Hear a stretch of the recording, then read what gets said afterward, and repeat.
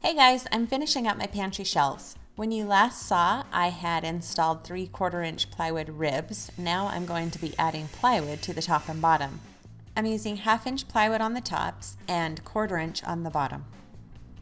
I used my track saw to rip down the 8-foot pieces of plywood and then used my table set to trim to fit.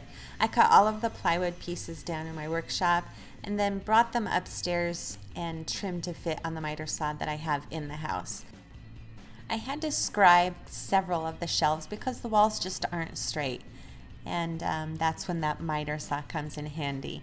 It's a lot easier to trim it in my kitchen than to go all the way down to the workshop every time I need to make a little cut.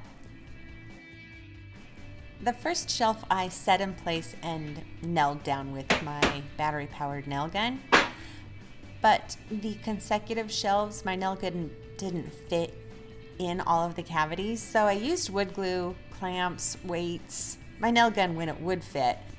I just didn't want to have to haul my air compressor down, which I ended up having to do later anyway, so I should have just made it easier on myself. Oh well.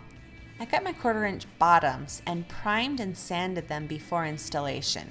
It's easier to get as many steps done as possible before installation because painting while it's upside down is not the easiest thing. And speaking of installation, I used wood glue and a smaller nail gun, which fit easily in between all of the cavities, which I had to haul my air compressor down for. So yeah, I should have hauled it down to begin with and saved myself a little trouble on the first step. After all of my tops and bottoms were installed, I used my wood patch and filled all of the nail holes and patched my seams. I thought it would be a little bit easier to do now than after the faces are on because the faces will have a 1/2 inch overhang on the bottom of the shelves. I faced my shelves with 1x3 poplar using wood glue and brad nails to secure them. They are flush on the top with a 1/2 inch overhang on the bottom and simple butt joints. No miter is necessary because they're going to be painted in the end. Gasp! Of course they are. Once all my wood patch was dry, I sanded and sanded and sanded. I can't stress enough the importance of prepping your project for finish. It's one of the most important steps that there is.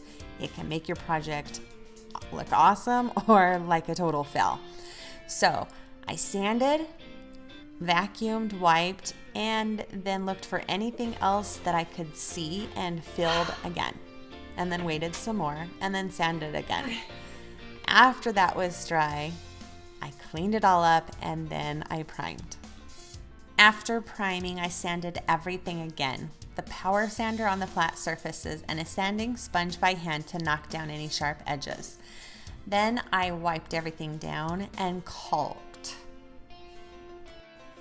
I made sure the caulk was dry and wiped down the shelves really well before I painted. I used a high gloss paint and painted it on with a brush and a microfiber roller. I did 2 coats and I do not sand in between coats, and I get a really smooth finish this way. I think the key is light coats and don't overwork the surface. I am so excited about how this turned out. I love it. Oh my gosh. I have all kinds of paint or caulk in my hair. I guess I'll be wearing a hat for a while. Thanks for watching, and I will see you next time.